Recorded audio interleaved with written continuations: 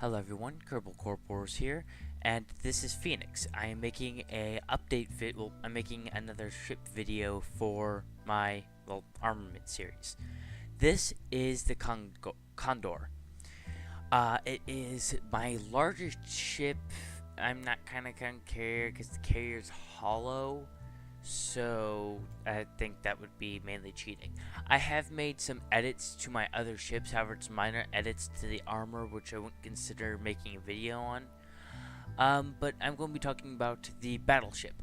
So obviously when considering the price of these, I'm removing this, I left this here so I can actually dictate to you that this is not needed, and the same with these lights. You do not need these to calculate the price.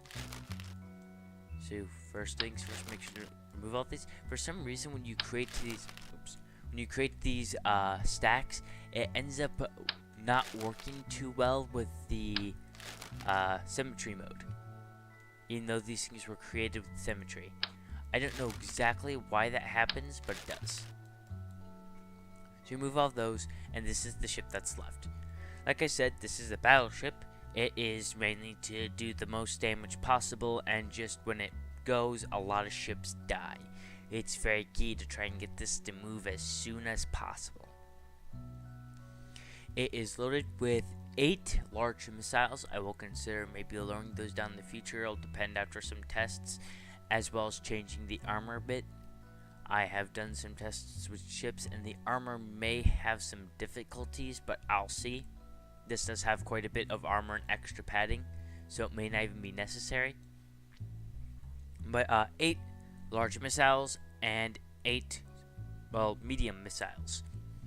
I've tested medium missiles in combat, and they're rather effective and can easily take out several targets and deal damage to the larger targets, with still having the ability to go back and attack them again, strangely enough. They can really punch through stuff.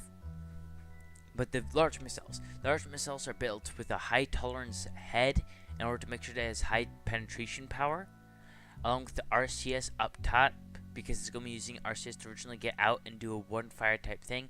So I put the RCS out front so that it can cause a very large explosion and get a very large amount of damage done on the target for very cheap, actually, because RCS takes explode very well.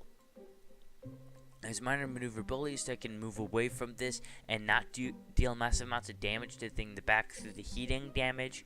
And these things use decouplers to split apart. I tried to just connect them with docking ports, but it turns out that docking ports cannot be blown up by the large missile firing. So I ended up kind of just making these into clips. Also, yes, all of these things are loadable. Like I said, these are clips. Right here, you can see the 2 docking ports, all this comes out, and then these decouplers actually split apart the missiles. So if I fire one missile off this and I want to restock all this, I take off this entire thing, which kind of sucks, but it's just how I had to deal with it. That would have to increase the price rather majorly for little gain. Alright, let's see.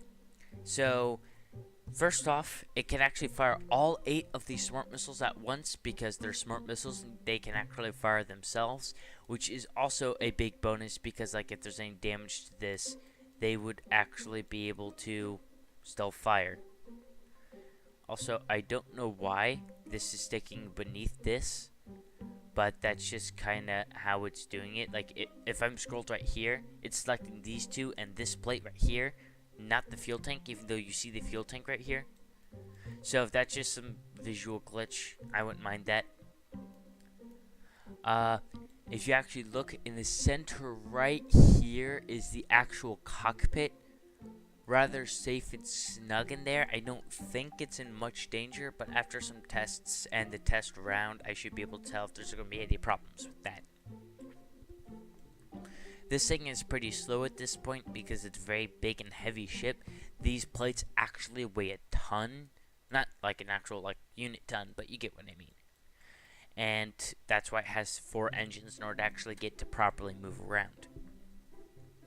And I think that is it. This way the large missiles. Thanks for watching. There'll be weekly uploads, and I hope you all enjoy. Oh, yes, one more thing. Turn videos should be coming up shortly here, hopefully, and they should be this week, along with a battle video, because we're going to be doing a battle over lathe. I have decided to wait till the last turn in order to do the attack, so that I could get my carrier there and get my fighters. However, he also got a carrier there, so he also has fighters. But I've done test runs with my fighters, and it turns out that they're extraordinarily hard to hit due to their small size. While that was probably something that we guessed, it has now been tested as a proven fact. Due to his missiles, all of his missile types being off-center, it'll make it even harder to hit, and I should escape the majority of fights with all my fighters intact. So, thank you all you guys for watching. I'll be posting another ship video next week. I'll try and start getting some turn videos out. Now that we're officially getting everything underway, we've solved the majority of our technical issues, hopefully.